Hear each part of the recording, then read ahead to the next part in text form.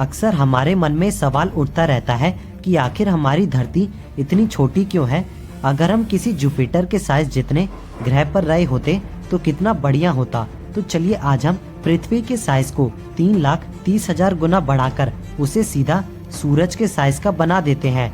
लेकिन हम सिर्फ हमारी पृथ्वी को ही एक्सपेंड करने वाले हैं, उसके रिसोर्सेज को नहीं बढ़ाने वाले हैं। ऐसे में हमारी पृथ्वी के रिसोर्सेज से छेड़छाड़ करना सही नहीं होगा। हमारी धरती का 71% हिस्सा पानी से घिरा हुआ है।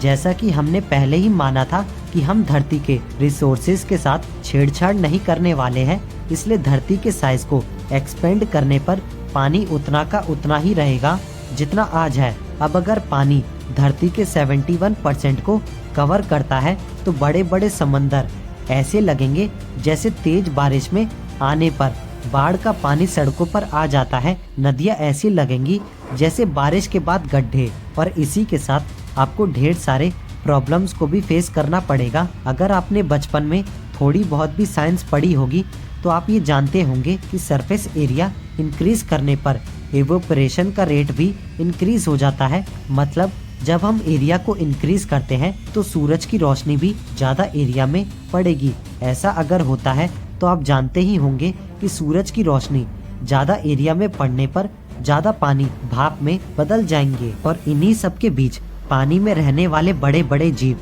जैसे कि व्हेल और शार्क जहाज की तरह हो जाएंगे। मतलब इनका आधा शरीर पानी में होगा तो आधा शरीर बाहर होगा। ज्यादा हीट पड़ने के कारण पानी का टेम्परेचर भी काफी बढ़ जाएगा और समुद्र की गहराइयों में रहने वाले कोल्ड ब्लडेड एनिमल हमेशा के लिए धरती से विलुप्त हो जाएंगे। इसका इफेक्ट सिर्फ पानी में रहने वाले जीवों पर नहीं पड़ेगा बल्कि जमीन पर रहने वाले जीवों को भी काफी परेशानी का सामना करना पड़ेगा। जाहिर सी बात है कि जमीन का एरिया बढ़ने पर वो भी अच्छी खासी स्ट्रेच होने वाली है।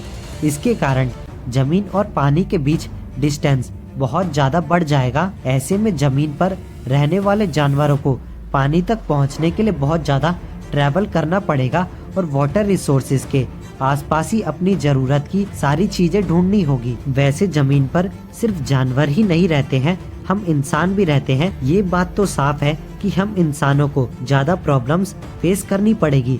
अब आपका कहना होगा कि इंसानों को रहने के लिए काफी ज्यादा एरिया मिल जाएगा, प्रॉपर्टी के रेट गिर जाएंगे, भीड़ भाड़ वाली जगह खत्म हो जाएगी और हर तरफ आराम ही आराम होगा। वैसे तो ये सब होगा लेकिन इसके लिए हमें काफी कुछ खोना भी पड़ेगा।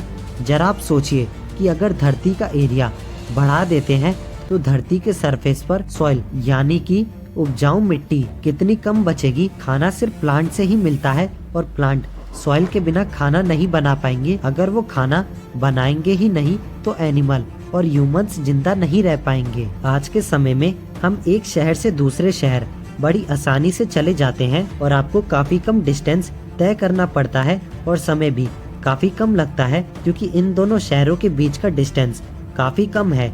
लेकिन अगर धरती सूरज के बराबर हो जाएगी तो दो शहरों के बीच का डिस्टेंस भी काफी ज्यादा बढ़ जाएगा।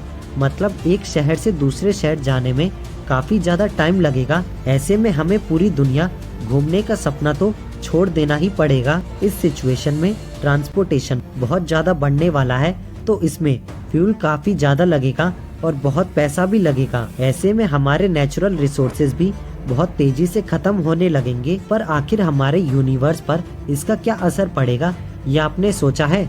तो मैं आपको बताता हूँ। हमारी धरती का मास सूरज जितना बढ़ जाएगा तो ग्रेविटी भी 28 गुना ज्यादा बढ़ जाएगी। तो इससे होगा ये कि अगर आपका वजन 100 किलो है तो आपका वजन 2800 किलोग्राम का हो जाएगा। अब ग्रेविटी ज्यादा होने के कारण आप लंबे समय तक जिंदा तो रह सकोगे लेकिन इतने भारी शरीर के साथ शायद आपको लंबे समय तक जीना पसंद ना आए। इस धरती पर जितने भी ऊंचे ऊंचे पहाड़ हैं वो एक्स्ट्रा ग्रेविटी का सामना नहीं कर सकेंगे, यहाँ तक कि ऊंचे पेड़ भी गिर जाएंगे। अब बात करते हैं कि पूरे सोलर सिस्टम में होने वाले प्रभाव की। धरती और सूरज दोनों ही 99% से ज्यादा का मास ऑक्यूपाई कर लेंगे। इतनी बड़ी धरती तो आज के समान सूरज के चक्कर काटने वाली नहीं है। तो धरती और सूरज एक साथ किसी बाइनरी स्टार सिस्टम की तरह काम करेंगे, धरती और सूरज के बीच मरकरी और वीनस का क्या होने वाला है वो हमें नहीं लगता है कि हमारे इमेजिन करने के लिए भी वो एग्जिस्ट कर पाएंगे। लेकिन अगर बात करें मार्स की तो वो धरती के चारों ओर चक्कर काटने लगेगा, यानी हमारा दूसरा चांद बन जाएगा। अगर ऐसा नहीं हुआ तो शायद मार्स भी खत्म हो जाएगा। हमारा एकमात्र नेचुरल सैटेलाइट यानी कि हमारा चांद इतने बड़े पृथ्वी के पास एडजस्ट नहीं कर पाएगा और वो भी खत्म हो जाएगा। मार्स और जुपिटर के बीच मौजूद एस्टेरॉयड बेल्ट पर भी बहुत जोर से ग्रेविटेशनल पुल लगने वाला है और धरती पर एस्टेरॉयड की बारिश हर दिन हर घंटे होने वाली है। यहाँ तक कि जुपिटर और सैटर्न जैसे बड़े बड़े प्लेनेट ऑर्बिट को स्टेबल रखने के लिए काफी मेहनत करेंगे। अगर आसान भाषा में कहूँ तो पूरे सोलर सिस्टम में उथल पुथल मच जाएगी। इसका सीधा असर ये होगा कि हम इंसान और धरती पर रहने वाले सारे जीव यहाँ पर जिंदा नहीं बच पाएंगे। आपको इसके बारे में क्या कहना है नीचे कमेंट करके हमें जरूर बताएं। इसी तरह की वीडियो के लिए चैनल को सब्सक्राइब करके बेल आइकन ऑन जरूर कर लें। आपको अगली वीडियो किस टॉपिक पर चाहिए ये हमें जरूर बताएं।